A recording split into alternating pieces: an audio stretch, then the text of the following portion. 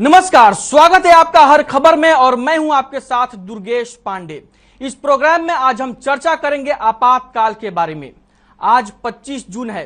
1975 में आज के ही दिन देश में आपातकाल की घोषणा हुई थी। बताया जाता है कि इस दौरान विपक्ष के तमाम नेताओं को जेल में डाल दिया गया था। मीडिया पर सेंसरशिप लागू कर दी गई थी और सरकार का विरोध करने वाले किसी भी कदम को पूरी ताकत के साथ दबा दिया जाता था। इसी को लेकर आज हम चर्चा करेंगे और मुख्यमंत्री मनोहर लाल ने इमरजेंसी को लेकर आज ट्वीट किया, जिसमें उन्होंने लोकतंत्र सेनानियों को याद किया। सीएम मनोहर लाल ने अपने ट्वीट में लिखा, 25 जून 1975 को भारत इतिहास के एक काले अध्याय का साक्षी बना, जिसे कभी नहीं भुलाया जा सकता। साथ ही उन्होंने यह भी लिखा कि आपातकाल में लोकतांत्रिक व्यवस्थाओं, जनता और मीडिया का गला घोंटकर प्रमुख लोगों को जेल में डाल दिया गया। लोकतंत्र सेनानियों ने जो यातनाएं झेली वो अकल्पनीय है। लोकतंत्र रक्षकों को नमन। वहीं इसके साथ ही केंद्रीय गृह मंत्री अमित शाह ने भी ट्वीट किया और उन्होंने 1975 के दौर को याद करते हुए लिखा कि 1975 में आज के ही दिन कांग्रेस ने सत्ता मोह में रातों रात हर भारतीय के संवैधानिक अधिकारों को छीनकर आपातकाल थोप दिया था। वह निर्दयता में विदेशी शासन को भी पीछे छोड़ दिया। इस तानाशाही मानसिकता के विरुद्ध लोकतंत्र की पुनर्स्थापना के महायज्ञ में अपना सर्वस्व अर्पण करने वाले देशभक्तों को नमन।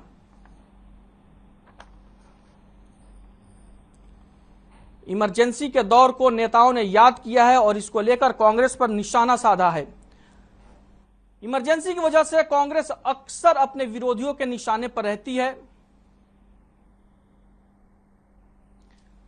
और जो कांग्रेस पार्टी के विरोधी हैं, इमरजेंसी की अवधि को लेकर लगातार उस पर निशाना साधते रहते हैं।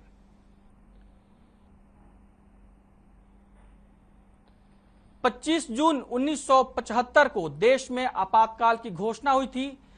तत्कालीन राष्ट्रपति फखरुद्दीन अली अहमद ने आधी रात को देश में इमरजेंसी की घोषणा की थी और तत्कालीन सरकार ने इसके लिए आंतरिक अशांति वजह बताई थी। संविधान के अनुच्छेद 352 के तहत आपातकाल की घोषणा की गई थी देश में।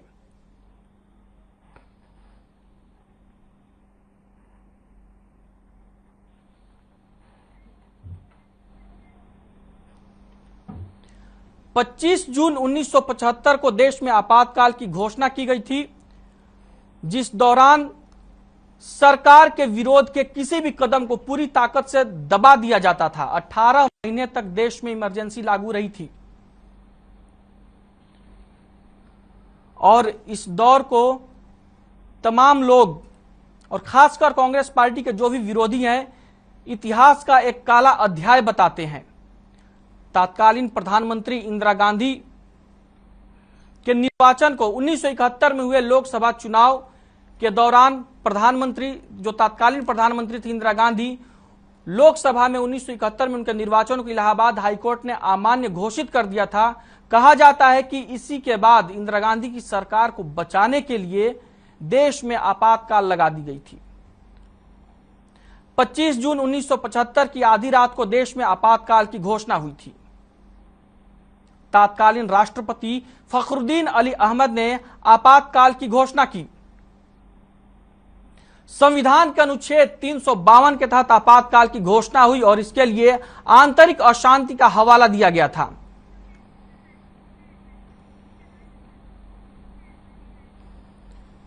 तो आपातकाल को लेकर हमारे साथ चर्चा करने के लिए मेहमानों का पैनल जुड़ा हुआ है, जिसका तारुफ हम आपसे करवा दें। प्रदीप नरूला राजनीतिक विश्लेषक के तौर पर हमारे साथ जुड़े हुए हैं। प्रदीप जी, बहुत बहुत स्वागत है आपका हर खबर में। प्रोफेसर विधु रावल हैं जो बीजेपी के प्रवक्ता हैं। विधु रावल जी, आपका भी स्वागत है हर खबर में। वेद प्रकाश विद्रोही ये कांग्रेस के प्रवक्ता हैं। वेद प्रकाश विद्रोही जी, आपका भी बहुत बहुत स्वागत है सर हर खबर में। नमस्कार। मैं सबसे पहले चर्चा की शुरुआत करते हुए प्रदीप नरूला जी के पास आना चाहूंगा। प्रदीप नरूला जी, कैसे देखते हैं आप सर आपातकाल के दौर को? कि आपातकाल का वो दौर जिसे लोग अभी भी आप जिक्र कर रहे थे, जिसे राजनीतिज्ञ भी, इतिहासकार भी काला अध्याय मानते हैं। और पूरे देश में उसका रिजल्ट 2 साल बाद 1977 में कांग्रेस को दिया। जी हाँ। तो ये पूरा देश उस कदम को नकार चुका था उसी वक्त। और जिन परिस्थितियों में इमरजेंसी लगाई गई, कहा जाता है कि ऐसी कोई देश में आंतरिक सुरक्षा की कोई परिस्थिति नहीं थी, ना कोई हमें विदेशी ताकतों से कोई खतरा था। जिन कारणों को लेकर इमरजेंसी लगाई जानी चाहिए थी, वो कारण बताए जाते हैं कि उस वक्त ऐसे हालात नहीं थे। इसलिए इमरजेंसी को आज तक याद किया जाता है कि हमारे देश में उसे काले अध्याय के तौर पे याद किया जाता है। और समय समय पर विपक्ष भी और कई बार सत्ता के पक्ष भी लोग उनका जिक्र कर देते हैं इमरजेंसी का। तो वास्तव में ये बात इतिहास में दर्ज है कि वो परिस्थितियां ऐसी नहीं थी 1975 में, जिन परिस्थितियों के आधार पर वो इमरजेंसी लगाई गई। जी वेद प्रकाश विद्रोही जी, आवाज मिल रही है आपको?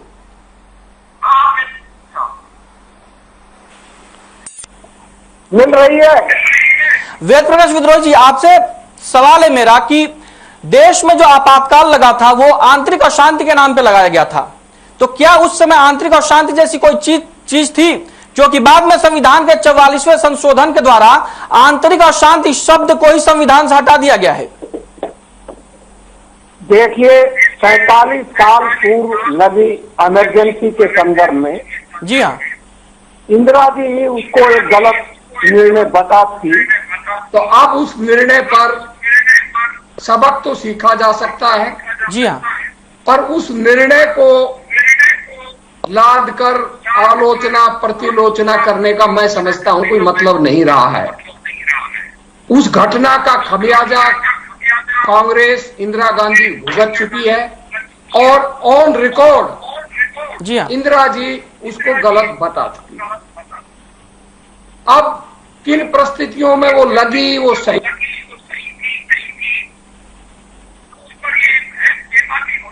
जब इंदिरा जी ने ही उसको गलत स्टेप मान लिया। सर परिस्थितियां तो यही बताई जाती हैं कि उस समय जो इलाहाबाद हाई कोर्ट ने 1971 में इंदिरा गांधी के निर्वाचन को खारिज कर दिया था और उससे अमान्य घोषित कर दिया था। मैं आपसे कह तो रहा हूं, स्वयं इंदिरा गांधी ने आपातकाल के लगाने के कदम को गलत बता दिया था ऑन रिकॉर्ड संसद में ही कि हमसे भूल हुई। तो जब एक भूल को मान लिया गया तब उस पर मैं क्या कह सकता हूँ, गलती तो थी। ठीक है, प्रोफेसर विदु रावल जी, वेद प्रकाश विद्रोही जी का कहना है कि इंदिरा गांधी खुद ही ऑन रिकॉर्ड इसको गलत बता चुकी हैं, तो फिर आप लोग बार बार इस मुद्दे को क्यों उछालते रहते हैं? प्रेरणा लो, इससे सबक लो, भविष्य में कोई गलती ना हो। विदु रावल जी, आवाज मिल रही है आपको मेरी? खूब अच्छे से मिल रही है। मैं वेद प्रकाश जी का इंतजार कर रहा था, उनकी बात हो जाए फिर मैं अपनी बात शुरू करूँ। होगी सर, मेरी होगी। देखिए, सवाल बड़ा महत्वपूर्ण है। जी हाँ, कि क्या इमरजेंसी की मानसिकता के लोग आज नहीं है क्या? जिस प्रकार से छद्म का वेद प्रकाश जी आप कुछ कहना चाह रहे हैं तो पहले आप कह लीजिए फिर बोलूं। चलिए, तो इमरजेंसी की मानसिकता के लोग क्या अभी नहीं है? और क्या कांग्रेस पार्टी ने खुद को मुक्त करवा लिया ऐसे लोगों से? विशेष रूप से ये बात कहना चाहता हूं क्योंकि इमरजेंसी के साथ बहुत सारी चीजें जुड़ी हुई हैं। जैसे छद्म बहाने बनाकर इंदिरा गांधी जी का जिस प्रकार से 12 जून को इलाहाबाद हाई कोर्ट ने उनके इलेक्शन को ही फ्रॉड घोषित कर दिया, उनके इलेक्शन को रद्द कर दिया, उनको 6 साल तक चुनाव लड़ने से प्रतिबंधित कर दिया और फिर उनको कहा कि आपको सभी संवैधानिक पद छोड़ने पड़ेंगे। ये कारण था इमरजेंसी लगाने का, बहाना बनाया गया आंतरिक सुरक्षा का।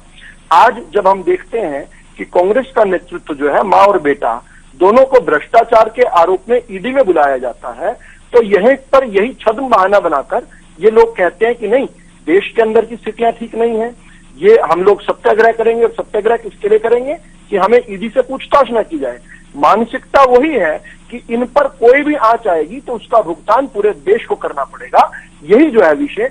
दरअसल 25 जून 1975 की जो रात थी जब सूर्य अस्त हुआ था, तो किसी को भी ये यकीन नहीं था, मेरा तो जन्म नहीं हुआ था, वेद प्रकाश विद्रोही जी उस समय भी एक्टिविस्ट जरूर रहा करते होंगे, तो मेरा उस समय किसी को भी यकीन नहीं था कि ये जो रात आने वाली है, इस रात की कालिमा जो है वो भारत के लोकतंत्र पर 19 महीने तक ग्रहण लगाने वाली है।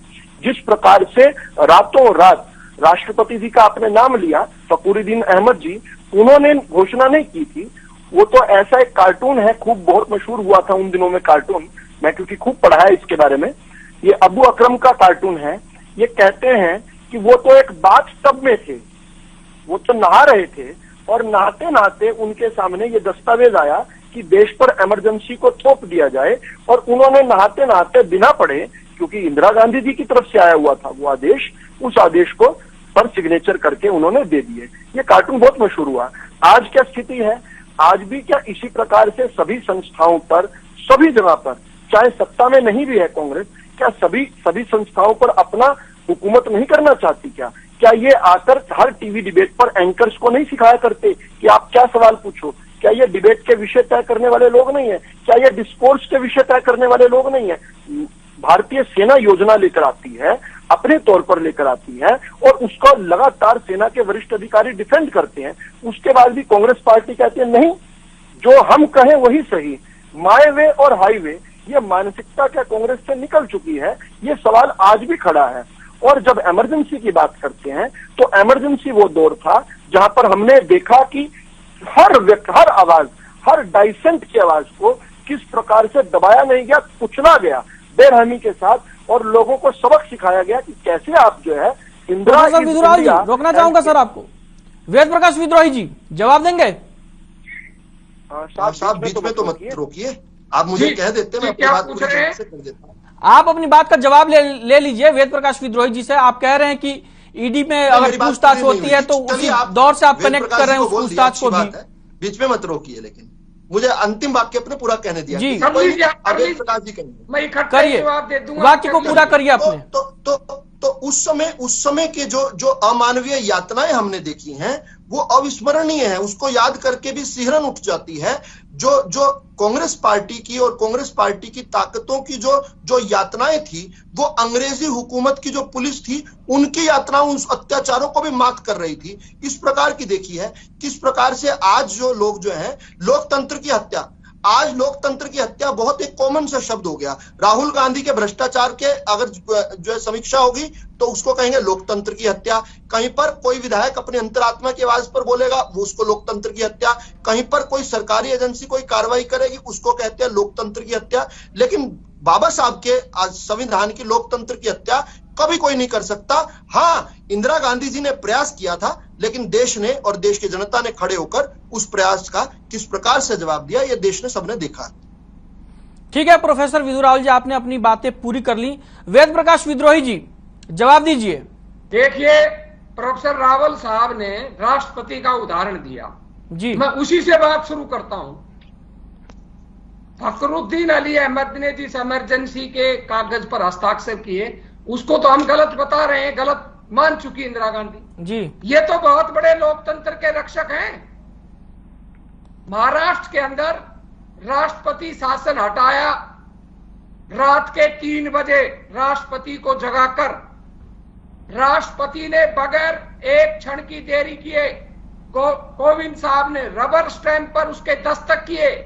कैबिनेट की बैठक नहीं हुई, कैबिनेट की बैठक भी मोदी जी ने अकेले कर ली, जबकि संविधान में कहा गया है कि कैबिनेट की बैठक होनी चाहिए, कोई विशेष परिस्थितियां हों तब प्रधानमंत्री उस अधिकार का प्रयोग कर अकेला कैबिनेट बैठक कर सकता है। लेकिन रात को ही दस्तक हो गए, रात को ही गवर्नर के पास आदेश हो गए और रात को ही शपथ दिला दी सुबह भोर के समय। जवाब देने का इनका कैसा लोकतंत्र है? आज देश में अघोषित तानाशाही है, अघोषित लोकतंत्र है। सभी संस्थाओं को ध्वस्त किया जा रहा है। प्रधानमंत्री जी 2 मामले आए सामने, चाहे रफाल का मामला हो और चाहे बिजली का मामला हो श्रीलंका में। प्रधानमंत्री एक ब्रोकर की भूमिका निभाते हैं। प्रधानमंत्री ने रफाल माल में अंबानी के ब्रोकर के रूप में काम किया, उसका तो कहते हैं सबूत नहीं, पूरी जांच नहीं हुई। पर श्रीलंका के मामले में तो श्रीलंका की पार्लियामेंट के अंदर जो वहां के सीलोन के बिजली अधिकारी हैं अध्यक्ष हैं, उन्होंने बाकायदा गवाही दी कि मोदी जी ने राजपक्षे पर दबाव डालकर अडानी को गैर कानूनी ढंग से, गलत ढंग से ठेका दिलवाया, कहा हमको विंड का दो। तो जो प्रधानमंत्री ब्रोकर का काम कर रहा हो, जिस प्रधानमंत्री के राज में ईडी, सीबीआई का क्या हुआ? सुप्रीम कोर्ट में माफी मांग चुके हैं रफाल में इस शब्द के लिए माफी मांग। प्रोफेसर विधु रावल जी, आपकी बारी आएगी सर, आप जवाब दीजिएगा उस वक्त। दिया गया अस्थाना को किस तरह दिल्ली का कमिश्नर बनाया रिटायर होने के 3 महीने पहले, जबकि सुप्रीम कोर्ट का आदेश है कि जिस अधिकारी का 6 महीने से कम रिटायरमेंट का हो उसे डीजीपी या पुलिस कमिश्नर नहीं लगाया जाए।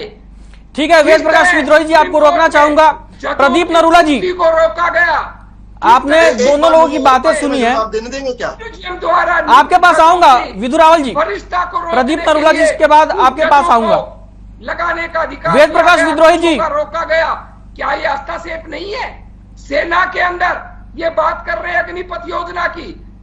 प्रोफेसर साहब, आप अपने आप को प्रोफेसर कहते हैं, निश्चित रूप से आप विद्वान होंगे, मुझे मालूम नहीं आप किस विषय के प्रोफेसर हैं। पॉलिसी सरकार बनाती है और सेना या कोई विभाग उसको रिकमेंड करता है। क्या अग्निपथ योजना बनाने को फाइनल करने से पहले पॉलिसी की बात कर रहा हूं, सेना ने रिकमेंड कर दी। वेद प्रकाश विद्रोही जी, और मौके मिलेंगे आपको बोलने के लिए।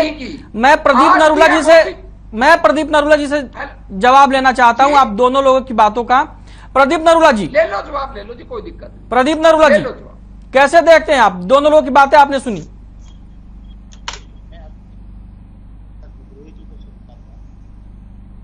कोई भी ऐसा गलत काम जिसको ये कहकर सही या छुपाया नहीं जा सकता कि दूसरे लोगों ने भी ऐसा काम किया है, गलत होता है, चाहे वो करें या वो करें।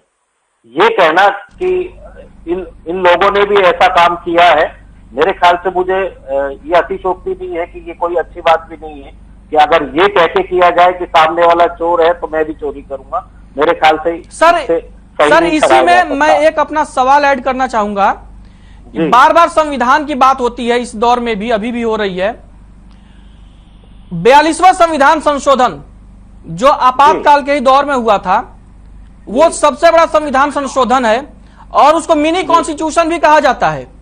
क्या कहेंगे इसको लेकर?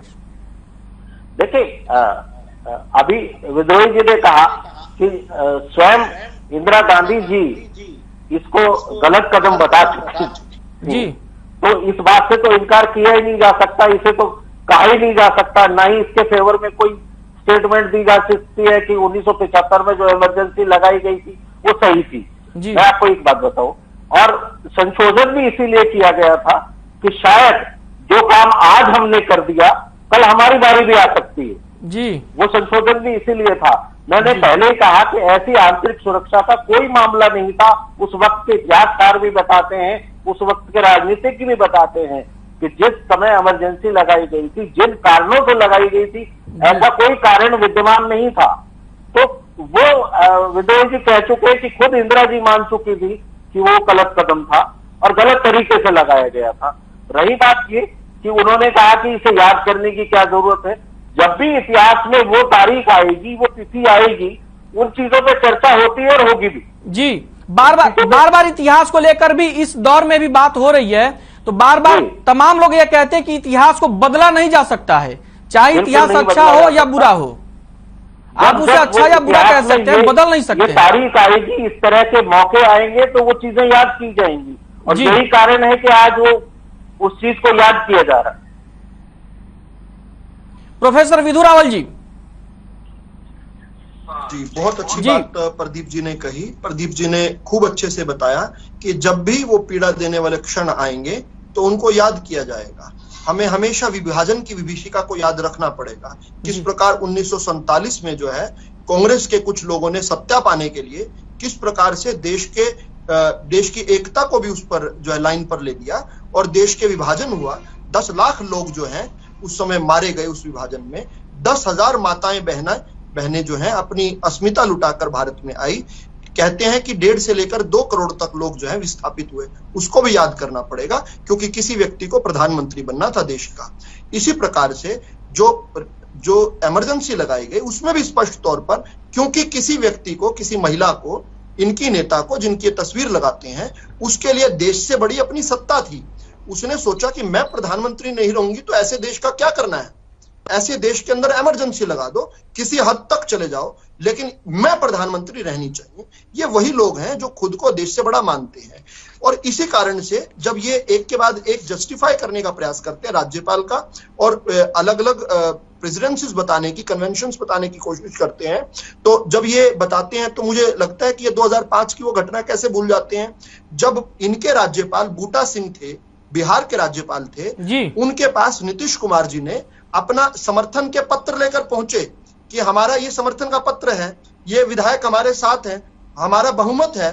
अगले दिन सुबह शपथ के लिए बुलाना था, उन्होंने पत्र लगाकर टेबल पर रख लिया और रातों रात ये तो कह रहे हैं कि राष्ट्रपति से केवल पूछ लिया, इन्होंने तो राष्ट्रपति का नाम लिया, कोविंद जी का, लेकिन उस समय डॉक्टर एपीजे अब्दुल कलाम हिंदुस्तान में नहीं थे, मॉस्को की यात्रा में थे, और मॉस्को में रात हो रही थी, भारत में भी रात हो रही थी। मॉस्को में तो अगले दिन का सुबह के 2 बज रहे थे। उस समय उनको मजबूर किया गया और फैक्स द्वारा, टेलीफोन फैक्स द्वारा जो है उनकी अनुमति लेकर बिहार के अंदर रातों रात जो है राज्यपाल शासन लगाया गया। ये कैसे भूल जाते हैं कि पड़ोस के राज्य में, झारखंड में, इनके राज्यपाल थे सैयद सिबते रजा।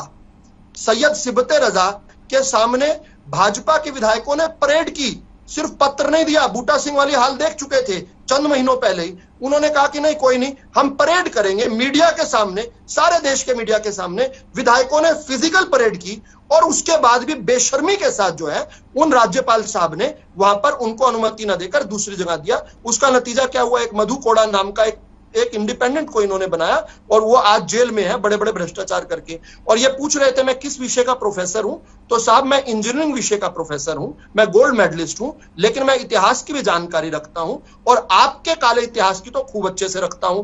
आपने 42वें संशोधन की बात की, बहुत अच्छी बात कही आपने, और वो मिनी कॉन्स्टिट्यूशन इसलिए कहा जाता है जो जिसमें जबरदस्ती इस देश के अंदर सेकुलरिज्म शब्द को ठूसा गया। आज जो लोग ये सेकुलरिज्म की दुहाई देते हैं, ये दरअसल बाबा साहब के संविधान का पार्ट नहीं था। ये 1976 में जब देश के लोकतंत्र को इन्होंने जेल में डाल रखा था। आज तो बड़ी बड़ी बातें करते हैं, हत्या हो गई, राहुल गांधी से सवाल पूछ लिया तो लोकतंत्र की हत्या हो गई। लेकिन जब प्रोफेसर विदुराव जी, रोकना चाहूंगा आपको, ब्रेक का वक्त हो रहा है। तो आप देख रहे हैं इमरजेंसी को लेकर हमारी बातचीत। 25 जून 1975 को देश में आपातकाल लगा दिया गया था, इसी को लेकर आज हम चर्चा कर रहे हैं, जिसमें हमारे साथ मेहमानों का पैनल मौजूद है। प्रोफेसर विदुरावल जी, पूरी करिए अपनी बात को। तो आपने बड़े अच्छे से बताया कि 42वां जो संशोधन था, अब थोड़ी सी इको आने लग गई है मुझे, इसको फिक्स करवा दीजिएगा प्लीज। जो वो उसको मिनी कॉन्स्टिट्यूशन बोला जाता है, 42वें संशोधन को मिनी कॉन्स्टिट्यूशन बोला जाता है। जी हाँ। जो कि उस समय जब इस देश के संविधान और लोकतंत्र पर ही ताला लगा हुआ था, उस समय जो है ये जबरदस्ती जो है अलोकतांत्रिक तरीके से इंसर्ट किया गया था। ये सेकुलरिज्म जो शब्द है, ये सेकुलर, देखिए हम मूल भाव से सेकुलर हैं। एक देश जिसने विभाजन की विभीषिका झेली है, और विभाजन किस कारण से हुआ था कि कुछ लोगों ने तय किया कि वो इस देश के बहुसंख्यक समाज के साथ नहीं रह सकते, और उन्होंने इसके लिए 94.5% तक वोट किया। 94.5% वोट जो है उन्होंने कांग्रेस के विरुद्ध जाकर मुस्लिम लीग को किया। इसके बावजूद जो है इस देश के बहुसंख्यक समाज ने जो है इस देश के जो है मूल भावना यानी धर्मनिरपेक्षता को, पंथ निरपेक्षता, धर्मनिरपेक्षता ठीक शब्द नहीं है, पंथ निरपेक्षता को हमने स्वीकार किया। लेकिन किस प्रकार से बैकडोर से 1976 में श्रीमती गांधी जी ने इमरजेंसी के दौरान इसको लेकर आए। तो मेरा सवाल तो आज सीधा सीधा सा है, आज जब भाजपा की सरकार 2014 से चल रही है, तो निरंतर जो इकोसिस्टम है, कांग्रेस का इकोसिस्टम है, वो आकर बड़े बड़े सवाल खड़े करता है। और वो सीधे सीधे मेरा उनसे सीधा सवाल है कि स्वतंत्रता जो आंदोलन है, जिसमें आप भारतीय जनता पार्टी, जिसका जन्म भी नहीं हुआ था उससे आप बड़े बड़े सवाल पूछते हैं। तो आज बताइए कि जामिया यूनिवर्सिटी में कभी आपने अंग्रेजों भारत छोड़ो के नारे सुने क्या? विभाजन के दिनों में अलीगढ़ मुस्लिम यूनिवर्सिटी के अंदर क्या आपने हिंदू मुस्लिम एकता के तराने, गंगा जमुनी तहजीब के तराने अलीगढ़ मुस्लिम यूनिवर्सिटी में सुने थे क्या?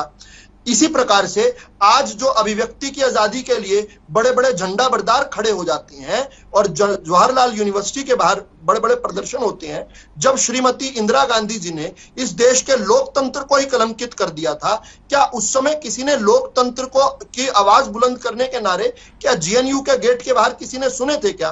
तो आपका ये जो सिलेक्टिव एमनीसिया है, आपका ये जो छद्म तरीके हैं केवल राजनीति करने के लिए, ये देश के लोकतंत्र को आज भी कमजोर कर रहा है। ठीक है, उस समय आपने बड़ी चोट मारी थी, छोटी छोटी चोट तो आप आज भी निरंतर मारते जा रहे हैं। इस देश की मूल भावना सेकुलरिज्म है और इसलिए 1994 में माननीय सुप्रीम कोर्ट ने एक बड़ी लैंडमार्क जजमेंट दी थी, जो एसआर बोमई और यूनियन ऑफ इंडिया वाला जो केस था, उसमें उन्होंने कहा था कि सेकुलरिज्म शब्द डालने की जरूरत नहीं थी। सेकुलरिज्म तो भारत जब से आजाद हुआ उससे भी बहुत वर्ष पहले 5000 वर्ष पूर्व से हमारी मूल भावना में निहित है। नहीं तो दूर बाहर के लोग आकर कैसे यहाँ पर बस पाते, कैसे यहाँ पर रह पाते? हमारी मूल भावना में निहित है ये तो सेकुलरिज्म। लेकिन आप जो छद्म सेकुलरिज्म करते हैं, ये इस देश को नुकसान पहुंचाता है और इस देश के लिए आज एक बड़ा संकट बन चुका है। हम शुरू से कहते हैं वेद प्रकाश विद्रोही जी, जवाब दीजिए प्रोफेसर विधु रावल का। जी देखिए, प्रोफेसर साहब ने जब आजादी की बात छेड़ी थी जी, तो इनका इतिहास में ज्ञान भी थोड़ा मैं दुरुस्त कर देता हूं। भारत में टू नेशन थ्योरी सबसे पहले माफी वीर सावरकर जी ने दी थी। भारत में सबसे पहले 1944 के अंदर बंगाल की विधानसभा में भारत के विभाजन का प्रस्ताव पास हुआ था, जिसमें श्री श्यामा प्रसाद मुखर्जी मंत्री थे। उन्होंने उस समय के बंगाल के मुख्यमंत्री के साथ मिलकर वो प्रस्ताव पास किया था। कोई भी जाकर संयुक्त बंगाल विधानसभा का 1944 की प्रोसीडिंग में देख सकता है। वीर सावरकर की किताबों में देख सकता है कि पहली जिन्ना से भी पहली टू नेशन थ्योरी उन्होंने दी थी। तीसरी बात उन्होंने कही कि भाई कांग्रेस नेताओं ने प्रधानमंत्री बनने के ललक में देश का विभाजन कर दिया। उस समय देश की परिस्थितियां थी, देश का विभाजन हुआ। ये कहते हैं भाजपा थी नहीं। अरे भाजपा जन्मी कहां से है?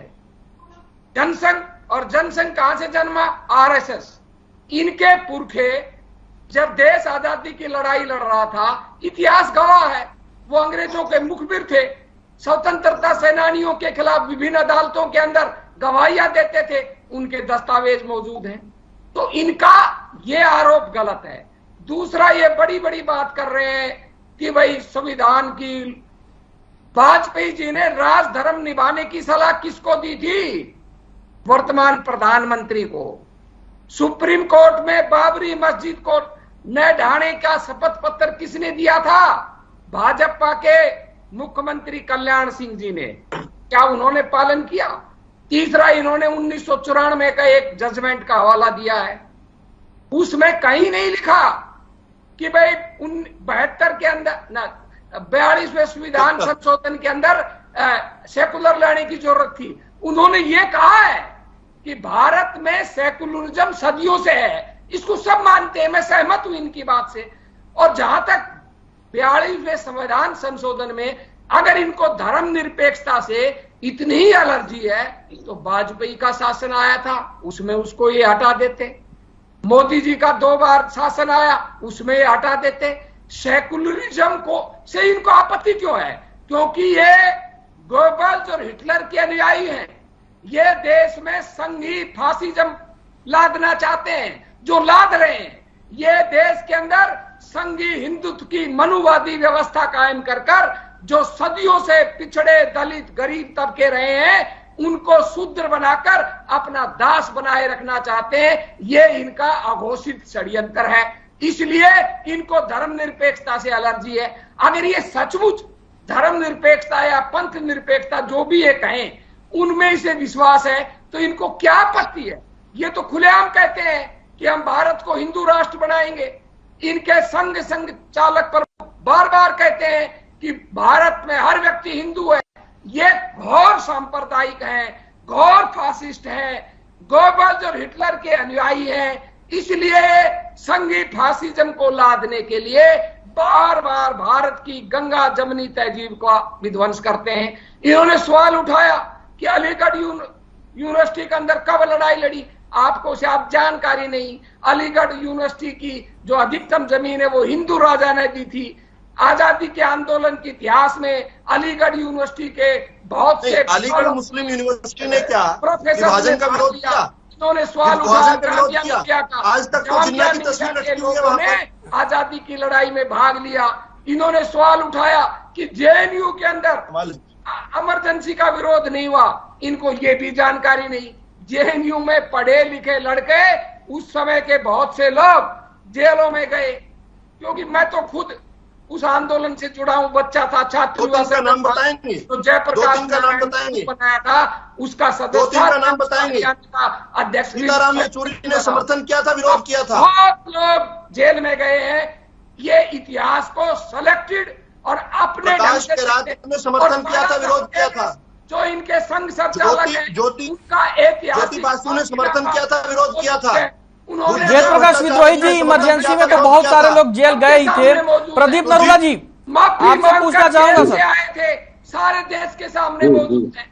प्रोफेसर विदुरावल जी ने अपनी बात रखी और वेद प्रकाश विद्रोही जी अपनी बात रख रहे हैं। पल पल पर जैसा देखा, इनको इन दोनों की बातों को सुनकर आपका क्या मत है? देखी तवापरात उठे बिताई सारी रात के सिद्धांत को मानने वाले लोग अधूरे तथ्य ना बताएं, पूर्ण तथ्य बताएं। वेद प्रकाश विद्रोही जी प्रोफेसर विदुरावल जी की कमियां गिना रहे हैं और प्रोफेसर विदुरावल जी वेद प्रकाश विद्रोही जी की इमरजेंसी नहीं है। क्या एक दूसरे की कमियों को गिना के अपनी कमी छुपाई जा सकती है? नहीं है। जिस तरह या खुद को सही साबित किया जा सकता है? बदली जा रही है, सरकारों को जबरदस्ती कब्जा किया जा रहा है। वेद प्रकाश विद्रोही जी, रोकना चाहूंगा आपको। क्या वो अघोषित इमरजेंसी नहीं है? उत्तर पूर्व में इनकी हर जगह सरकार कायम होगी। एक भी भाजपा का व्यक्ति मुख्यमंत्री नहीं है। उत्तर पूर्व में सारे मुख्यमंत्री कांग्रेस की है, तो इन्होंने बनाए हुए हैं। इतनी सुंदर डिबेट में विषांतर कर रहे हैं। देश के सामने बहुत बड़ा खतरा है और अघोषित इमरजेंसी है। संवैधानिक हकों पर डाका डाला जा रहा है। जो लोग सरकार के खिलाफ बोलते हैं उनके खिलाफ राष्ट्रद्रोह के यूपीएमएलए के केस लगा दिए जाते हैं, जेलों में बंद है, सुनवाई नहीं हो रही। सुप्रीम कोर्ट वेद प्रकाश विद्रोही जी कि जो राष्ट्रद्रोह में बंद है उनकी समीक्षा। प्रदीप नरूला जी हमारे साथ जुड़े हुए हैं, बहुत से लोग आज भी जेलों में उनसे जवाब ले लेने दीजिए। अघोषित इमरजेंसी देश में लगाए हुए हैं। जो आपके खिलाफ ठीक है वेद प्रकाश विद्रोही जी, आज इमरजेंसी उसके खिलाफ अघोषित इमरजेंसी है, ठीक है, लेकिन जवाब तो ले लेने दीजिए सर। कौन सी लोकतंत्र की रक्षा कर रहे हैं आप? एक तरफ आप कहते हो हमारा महाराष्ट्र विद्रोही जी देना नहीं, आपकी सरकार असम में बाढ़ आई हुई है और आपकी पूरी सरकार शिवसेना के बागी विधायकों को संरक्षण सुविधा देने में सर ये सरकारें बनाने गिराने का खेल तो देश में चलता रहता है। आपने डिबेट कर्नाटक में डिबेट जिस टॉपिक पे उसी पे करिए ना। मध्य प्रदेश में कैसे तोड़ी आपने, गोवा कैसे सर देश की आजादी के बाद से सरकारें बनती रही है, सरकारें गिरती रही हैं। कैसे अपहरण किया त्रिपुरा में? प्रकाश जी ने कौन से वेद की आज गोली खाई है? सर अब आप महाराष्ट्र पहुंच रहे हैं तो वो प्रोफेसर विद्रोही जी आपको कहेंगे कि शिवसेना तो हमारे साथ चुनाव लड़ी थी, फिर ये डिरेल होने लगा डिबेट। हिम्मत कर रहे हैं ये मानने की इमरजेंसी गलत थी। वेद प्रकाश विद्रोही जी डिरेल मत करिए डिबेट को। आज लाद रहे हैं इमरजेंसी पर। नरूला साहब ने कहा हम इतिहास का मैंने कहा था इतिहास का अवलोकन करना चाहिए, इतिहास से प्रेरणा लेनी चाहिए और जो गलतियां हो गई आपकी बारी फिर से आएगी। प्रदीप नरूला जी को बोल लेने दीजिए। को आपत्ति नहीं है, आप विश्लेषण करें, आप आलोचना करें, आप खूब करें, आपको पूरा हक है। हम आपके हक पर किंचित मात्र भी सवाल नहीं उठा रहे, पर आप आज की सरकार जो संवैधानिक हकों पर डाका डाल रही है, जो संवैधानिक संस्थाओं को रौंद रही है, पूरी संस्थाओं के अंदर संघी फासिज्म को बैठा रही है, आप उस पर भी तो सोच लो। और आप सर एक ही बात को बार बार दोहराने से क्या हो जाएगा? बॉर्डर पर एक ही बात बार बार दोहरा रहे हैं, शांत तो होइए। इससे बड़ा प्रदीप नरूला जी को बोल लेने दीजिए। आपके जो वेद प्रकाश विद्रोही जी आवाज नहीं मिल रही क्या आपको मेरी? जाएंगे और 3 दिन के अंदर पाकिस्तान को खा जाएंगे। आप क्या बातें करते हैं? वेद प्रकाश विद्रोही जी आवाज मिल रही है आपको मेरी? बातें मत कीजिए। एक पूरी परिवेश के अंदर, पूरी परिकल्पना के अंदर चीजों को देखिए, और धर्मनिरपेक्षता के से आपको इतना ही आपत्ति है तो आप कर दी संविधान संशोधन। आपने 370 हटाई, आपके पास सेकुलरिज्म पे आपत्ति को लेकर भी प्रोफेसर विदुरावल जी से सवाल होगा, लेकिन पहले आप प्रदीप नरूला जी को बोल तो लेने दीजिए। वो संविधान के मूल ढांचे का है, और संविधान के मूल ढांचे को सुप्रीम कोर्ट कह चुका है कि आप परिवर्तन नहीं कर सकते। इसलिए आपकी हालत यह है कि आलोचना कर कर खिसियानी बिल्ली खंबा नोचते रहते हैं। कुछ नहीं सुन रहा सर, संविधान का मूल ढांचा जवाहरलाल नेहरू द्वारा पेश किया गया प्रस्तावना था, या बाद में जो प्रस्तावना संशोधित हो गया वो था कि देश में इमरजेंसी फिर ना लगे। अपनी वेद प्रकाश विद्रोही जी, आप सुधारे या ना सुधारे, वेद प्रकाश विद्रोही जी, हैं हम गांधीवादी हैं, फर्क हमारे बीच में इतना है। आप हिटलर और गोबल्स के अनुयायी हैं, हम गांधी के अनुयायी हैं। हम वेद प्रकाश विद्रोही जी को मेरी आवाज नहीं मिल रही है। के षड्यंत्रों के हिटलर के सिद्धांत पे चलने वाले लोग हैं। आप अपने रास्ते पर चल रहे हैं। वेद प्रकाश विद्रोही जी, आवाज मिल रही है आपको मेरी? बात करते हैं, मिल रही है सर। हाँ, विद्रोही एक समय में एक ही चीज करते हैं जी, क्या बोलते हैं क्या सुनते हैं? प्रदीप नरूला जी, साफ नहीं सुनी आपकी बात। प्रदीप नरूला जी बोलिए। जी जी, देखिए मैं आपको बताऊं, विद्रोही जी कुछ बातें बता रहे थे। मेरा मानना यह है कि आज की टॉपिक अगर आपने इमरजेंसी पे ली है तो मेरा तो कम से कम दायित्व ये बनता है कि मैं इमरजेंसी के विषय में ही बात करूं। जी हाँ, आप प्रकाश विद्रोही जी से कुछ सलाह लेके कुछ अलग टॉपिक पे भी डिबेट करा सकते हैं, और मेरे ख्याल से अगर 1 घंटे की डिबेट में आधा घंटा आप बीजेपी को दे दें, आधा घंटा विद्रोही जी को दे दें, तो आपने खुल के बात कर सकते हैं वो। लेकिन मेरा विषय ये है कि इस वक्त आप इमरजेंसी पे मुझसे सवाल पूछ रहे हैं, तो मैं सिर्फ इमरजेंसी पे ही बोलूंगा। बहुत समय समय पर इस देश में सरकारों ने अलग अलग तरीके से अनुच्छेदों की अनुपालना भी की है और उनके विरोध में भी काम किया है। समय समय पर ऐसे डिसीजन लिए गए हैं, प्रदेश की सरकारें गिरी भी हैं, प्रदेश की सरकारें नियमों के विरुद्ध बनी भी है। तो मैं उस विषय में जाना नहीं चाहता, क्योंकि डिबेट मुझसे प्रश्न जो पूछे गए थे वो इमरजेंसी को लेकर थे, और मैं इसलिए इमरजेंसी को लेकर ही बात करूंगा। देखिए, मैं बिल्कुल स्पष्ट तौर पे ये कह चुका हूं कि जब जब समय आता है, वो तिथि आती है, वो माहौल भी आता है, उस तरह की कोई परिस्थिति भी बनती है, तो उन विषयों पे चर्चा होती है, क्योंकि वो इतिहास के विषय हैं, इतिहास के पन्नों में दर्ज हो चुके हैं। चाहे वो गलती थी, चाहे वो गलती नहीं भी थी, कोई ऐसा विषय जिसमें गलती नहीं भी हो, जब भी वो विषय आता है या उसकी डेट आती है तो उस पर चर्चा होती है। मेरे ख्याल से विद्रोही जी को इस चर्चा से कतई आपत्ति नहीं होनी चाहिए, और उन्हें ये मलाल भी नहीं होना चाहिए कि जब उनके नेता ये मान चुके हैं कि हाँ ये गलती हुई थी, तो जब वो लगाने वाले ही मान चुके हैं, तो उन्हें इस चीज पे आपत्ति नहीं होनी चाहिए। खुल के विषय रखना चाहिए, खुल के बात करनी चाहिए। इमरजेंसी में विपक्ष के सभी दलों के नेता, सभी बड़े बड़े नेता, उन्हें जेल में डाल दिया गया, मीडिया प्रतिबंधित कर दिया गया। जो इमरजेंसी के क्लॉज थे वो सारे नियम वो सारे उठाए गए, वो सारे चीजें की गई, लोग जेल भी गए, उसके बाद परिणाम भी हुए।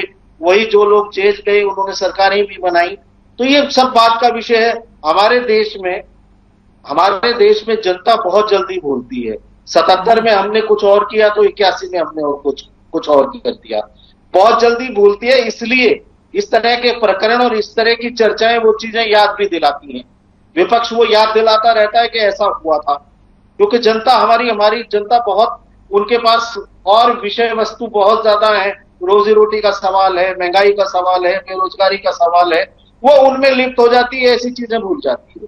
तो मेरा ये कहना है कि इमरजेंसी हमारे लिए काला था, इससे हमें प्रेरणा सबक लेना चाहिए, आगे की सरकारों को भी लेना चाहिए कि ऐसे एक गलत कदम किसी सरकार ने उठाया था, उस सरकार को ये भुगतना पड़ा था, उस पार्टी को ये भुगतना पड़ा था। तो इसमें कोई बहुत ज्यादा, और रही बात आरोप प्रत्यारोप की कि उसने क्या किया, उसने ये किया, ये अलग से डिबेट का विषय है, किया भी जा सकता है। और समय समय पर विद्रोही जी आप लोग ये चीजें उठाते भी रहते हैं।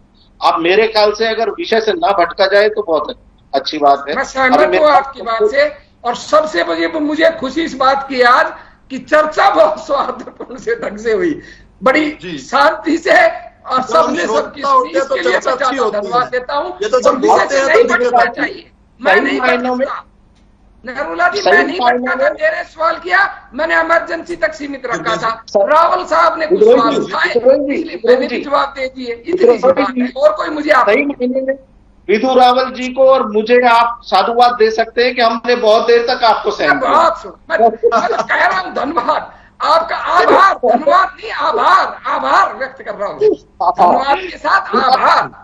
कि मैं खाली इतिहास का विषय नहीं है, ये एक सबक का विषय भी है और सभी के लिए है, उन दलों के लिए है जो सत्ता आसीन है, कि ऐसी परिस्थितियों में आप अगर गलत निर्णय लेते हैं तो जनता आपको सबक सिखा सकती है।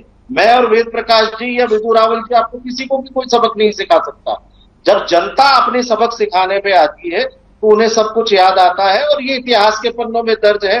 ठीक है, विपक्ष का काम है कि वो ऐसी चीजों को जनता के सामने लाएं और शायद उनको इससे कुछ लाभ मिल सके और दूसरे को थोड़ा सा डिसएडवांटेज मिल सके। तो रही बात यह है कि इमरजेंसी हमारे देश का, ये सभी ने माना है, कांग्रेस के भी सभी नेताओं ने माना है, वेद प्रकाश विद्रोही जी भी मानते हैं कि काला इतिहास था, ये जो जिन परिस्थितियों में लगाया गया था, ऐसी परिस्थितियां उस वक्त नहीं थी। तो ठीक है, ये औरों के लिए भी सबक है कि आप अगर विपरीत परिस्थितियों में ऐसा कोई कार्य करोगे जो उन परिस्थितियों के हिसाब से सही नहीं है, तो आपको अंजाम भुगतना पड़ेगा। जी हाँ, मेरा कहना तो यही। जिस शब्द का इस्तेमाल करके आपातकाल लगाया गया था, बाद में तो उस शब्द को ही संविधान से निकाल दिया गया। प्रोफेसर विधु रावल जी, बार बार सवाल उठ रहे हैं सर कि धर्मनिरपेक्षता को लेकर आपको क्या आपत्ति है? अगर 42वें संविधान संशोधन के द्वारा प्रस्तावना में धर्मनिरपेक्षता शब्द को जोड़ दिया गया तो क्या दिक्कत हो गई? पहली बात तो ये शब्द अनुवाद जो है ये ठीक नहीं है। मुझे चलिए फिर से थोड़ी कह लेते हैं, पंथ निरपेक्षता कह क्योंकि जी क्योंकि खुद हम धर्मनिरपेक्ष होकर या धर्म को राजनीति से अलग नहीं कर सकते हैं। धर्म क्या चीज है? धर्म हमें यह सिखाता है कि हमें सही मार्ग क्या है, हमारा मार्ग सही क्या है, ये हमें धर्म सिखाता है। हमारा धर्म है, सच बोलना हमारा धर्म है, इसमें पंथ की कोई बात नहीं है। सच सनातनी भी मानते हैं, मुस्लिम परंपरा के भी लोग मानते हैं, ईसाई भी मानते हैं, सभी का धर्म है, सभी। लेकिन हम धर्म निरपेक्षता को ना छोड़ें, पंथ निरपेक्षता यानी किसी एक पंथ के प्रति जो है हमारा अलग से प्रेम नहीं होना चाहिए। लेकिन विषय जो है, एक बार पहले मैं जो है एक प्रोफेसर विधु रावल जी, चीजें हैं जिसके बीच में प्रोफेसर विधु रावल जी एक बार सवाल सुन लीजिए। जब संविधान के मौलिक अधिकारों में ही धर्म, जो जिसका भी धर्म जैसे भी हो वैसे मान सकता है, इसकी व्यवस्था मूल संविधान में ही कर दी गई थी, तो फिर बाद में अगर धर्म निरपेक्षता या पंथ निरपेक्षता शब्द को प्रस्तावना में जोड़ दिया गया तो मुझे तो नहीं लगता है कहीं कोई दिक्कत होनी चाहिए। बस यह है कि संविधान में एक जगह से उठाकर दूसरी जगह उसको शिफ्ट किया गया है, दोनों जगहों पे वो शब्द आ गए हैं। नहीं, अच्छा, अगर ऐसी ना होती तो ये बैकडोर से लाने की आवश्यकता ही क्या थी? आवश्यकता थी, और आवश्यकता उस समय थी, ये सवाल खड़े करती है। और इसको याद करते हुए हम कम से कम ये तो ना भूलें कि किस प्रकार से वो घिनौना कार्य हुए हैं, उस समय के घिनौने कार्य। देखिए, इमरजेंसी की जब हम बात करते हैं, हम आपातकाल की बात करते हैं, तो विशुद्ध लोकतंत्र रूपी जिस रत्न को मां भारती के पवित्र ग्रंथ संविधान में संजो कर रखा गया था, उस पर श्रीमती गांधी ने आपातकाल जैसे एक काले कानून की कटार चलाकर शत विशत करने का घिनौना कार्य किया। बदलते वक्त के साथ ठीक बात है कि लोकतंत्र में फिर करवट ली, और उसके बाद लोगों ने बता दिया कि हिंदुस्तान में लोकतंत्र की जड़ें कितनी मजबूत हैं। लेकिन हम जानते हैं कि किस प्रकार से 1977 का आम चुनाव जो है उसमें 350 से इनकी सीटें घटकर 153 हो गई थी। आपने बखूबी याद करवाया कि लोगों की मेमोरी शॉर्ट होती है, जनता की मेमोरी शॉर्ट होती है, और 1980 में फिर से इनकी सरकार बनी। लेकिन एक बात निश्चित तौर पर हमें याद करनी पड़ेगी कि भारतीय लोकतंत्र को कलंकित करने वाली इमरजेंसी को समाप्त हुए चाहे आज 47 साल हो गए, लेकिन फिर भी लोकतंत्र की हत्या का जो जिस प्रकार से आज बात करते हैं ये लोग, बार बार उसका उपयोग करते हैं इस शब्द का, तो मैं इनको फिर से बताना चाहता हूं कि लोकतंत्र की हत्या नहीं की जा सकती। श्रीमती गांधी ने प्रयास करके देख लिया, विफल हो गई। लेकिन लोकतंत्र जो है हमारी जड़ों में है, जिस प्रकार से पंथ निरपेक्षता हमारी जड़ों में है, सर्वधर्म संभाव हमारी सद्भाव जो है हमारी जड़ों में है। तो इसको बताने की अलग से आपको रोकना चाहूंगा, प्रदीप नरूला जी, एक पॉइंट मुझे और जरा सा छोटा सा पॉइंट एक तथ्यात्मक है। इन्होंने कहा था, जेएनयू की बात कही थी, जेएनयू के अंदर जो है आप ये बता दें कि जेएनयू के आज जो इकोसिस्टम जो काबू करता है, उस समय का सुरजीत सिंह जी हो, चाहे ज्योति बासी जी हो, चाहे बुद्धदेव भट्टाचार्य जी हो, चाहे सोमनाथ चटर्जी जी हो, चाहे सीताराम येचुरी जो उस समय सेंट स्टीफेंस के पहले प्रेसिडेंट बने और फिर जेएनयू की छात्र इकाई के बने थे, उन्होंने तो जाकर बधाई दी थी श्रीमती गांधी को। 1975 की मैं तस्वीर दिखा सकता हूं। प्रकाश करात हो, इन लोगों का योगदान जो है लोकतंत्र को बचाने में था, या लोकतंत्र की जो जिस प्रकार से ताला लगाने वाले लोग थे उनका किस प्रकार से सम्मान किया जाए, उस दिशा में था। विदुरावल जी, आपको रोकना चाहूंगा। प्रदीप तरुला जी, जो बात हो रही है इमरजेंसी की, बार बार ये कहा जाता है कि आगे भी इमरजेंसी लग सकती है, लेकिन जो इमरजेंसी लगी थी उसमें आंतरिक अशांति शब्द का हवाला दिया गया था, आंतरिक अशांति की बात की गई थी। लेकिन 44वां संविधान संशोधन जो हुआ उसमें तो आंतरिक अशांति शब्द हटा दिया गया, अब तो सशस्त्र विद्रोह उसके जगह पे है। तो क्या आपको लगता है कि आगे कहीं ऐसा कुछ हो सकता है कभी? सर, कंक्लूजन कमेंट आपका। शायद वो आवाज नहीं सुन पा रहे हैं। आवाज नहीं आ रही, मुझे भी नहीं आ रही। मेरा भी कंक्लूजन कमेंट दीजिए। मुझे नहीं पता क्या पूछा। अब आ रही है आपको आवाज? रावल साहब ने लेफ्ट पर सवाल प्रदीप तरुला जी, उनकी बात ठीक है, पर वो अपना भी तो आकर विश्लेषण कर लें। ठीक है वेद प्रकाश विद्रोही जी, आप लोग बार बार ये कह, वेद प्रकाश विद्रोही जी आपसे पूछ लेता हूँ, समर्थन किया था। वेद प्रकाश विद्रोही जी, बड़े नेता तो संघ प्रमुख होता है। बाला साहब देवव्रत को क्यों भूल रहे हैं ये लोग? नहीं, आपने संघ के वरिष्ठ कार्यकर्ताओं को तो जेल में डाला था, डाला, फिर भी माफी मांगी।